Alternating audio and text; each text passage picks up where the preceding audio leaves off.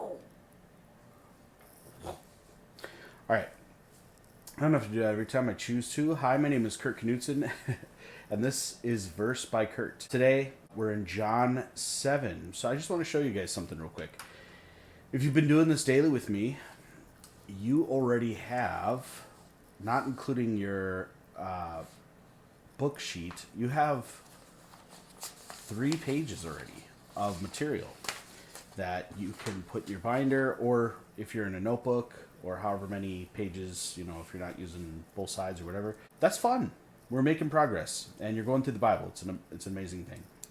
All right, so if you're new, basically what we're doing is we're going through chapter by chapter through the book of John. We do it in stages. We basically do a big observation phase. Then we take all that data and we interpret what it's saying, and then we try to take another step and we try to apply that to our lives. You can definitely pause between segments. I will make some observations. I'll write them down. You can pause the video before that and write your own. Then I'll do a structure, then pause, and then you can go through the interpretation, and then pause, and then the application phase. Let's get to the observation phase. Let's just go through it. Jesus is called the prophet. There's a debate amongst the people whether or not he's a good man or whether he's leading people straight. That's literally everybody's decision, by the way. That's a weird version of the gospel. It's true. The Jews, again, as a collective group, Jesus was Jewish. The disciples were Jewish. Again, John uses the Jews as a catch-all for all of the antagonists. Again, probably because there was some persecution from the Jews. We see a little in Acts, but later on, of the Christians. Brothers, Jesus' brothers.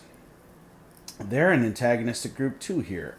This is unfortunate, but you see in John a lot of the natural family pulling him towards listening to them, and Jesus pulling away to demonstrate his authority. Crowds, again, he who sent me, so God, Moses, David, the Pharisees, the officers, and the chief priests. Sorry about my writing there. The chief priests are the antagonistic, the Jews here. Greeks are mentioned, interesting, which is our Hellenized Jews, are Jews that have went out into the world, the known world at the time, and learned Greek, which was the common language. It's what the New Testament was written in. It was a badge of honor that the people in Israel spoke Hebrew when they did, and worshipped in Hebrew. The Spirit's mentioned, and Nicodemus makes a return, and is the voice of reason, as we'll see later. What? In Galilee, not in Judea, because they will kill him, kill me. Jesus is not wanting to go to Judea. That's the debate with his brothers. Ultimately, he does, right away, seemingly. Leave and go is mentioned there.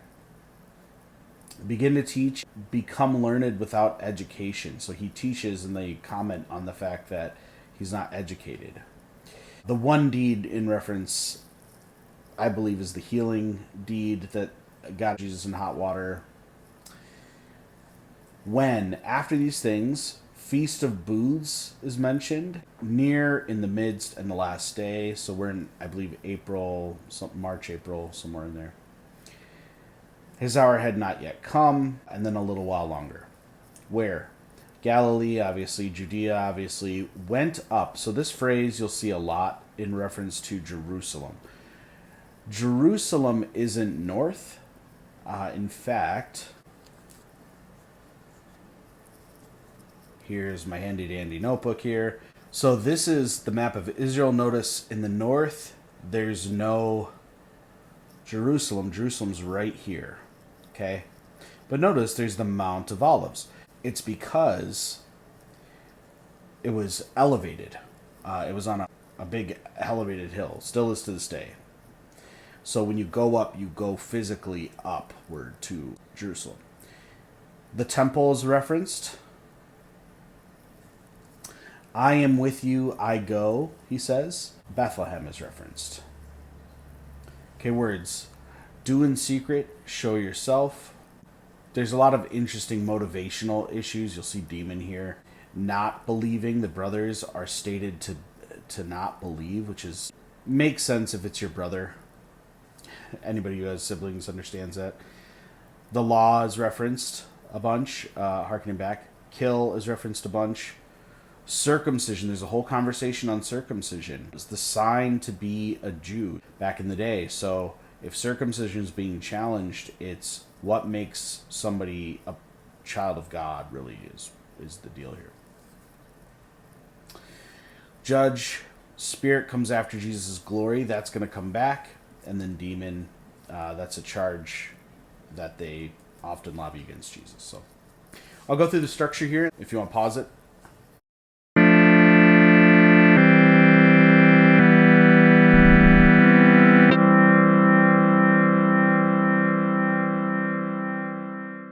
Jesus in Judea. So that's what I'm calling it, because that's where he doesn't want to go and he ends up going. Jesus and his brothers are arguing. Arguing's just my word there. It's not a good word. I apologize, but it's just their back and forth with the brothers tell Jesus what to do.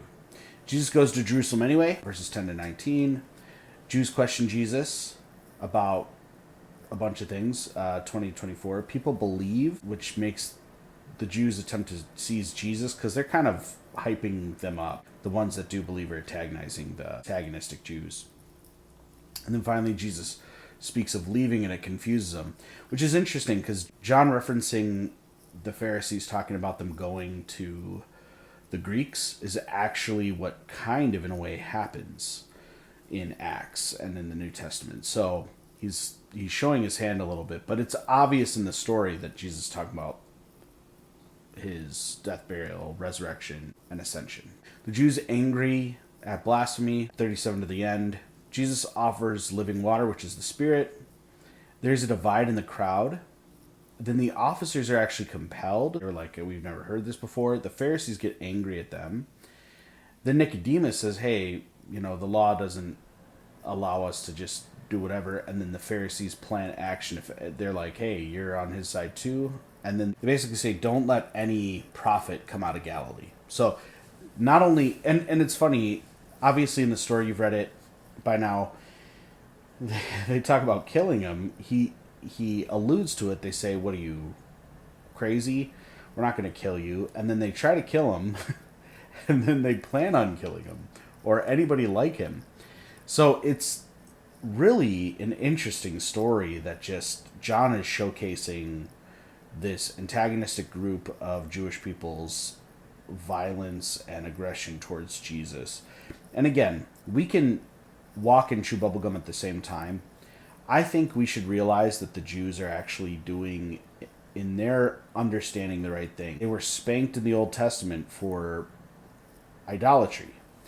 And what ironically happened is they make an idol out of the rules hedging the law.